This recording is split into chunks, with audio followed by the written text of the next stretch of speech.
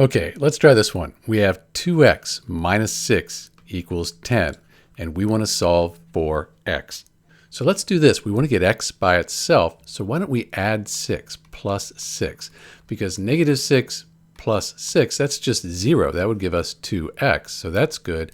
But because we added 6 to this side, we have to add 6 to this side as well. This is algebra. Do something to one side, you do the same thing to the other.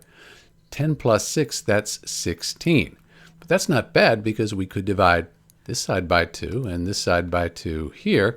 2 divided by 2, that's just 1. So we just have 1x. Let's just call it x. 16 divided by 2, that gives us 8. So in this equation here, 2x minus 6 equals 10. X, that equals 8. And we can check that. So we found that x was 8. But if we put in 8 here for x, 2 times 8 is 16. 16 minus 6, that equals 10. So both sides are equal. It means it's a true statement, and we did it right. In the equation 2x minus 6 equals 10, x, that's equal to 8. This is Dr. B. Thanks for watching.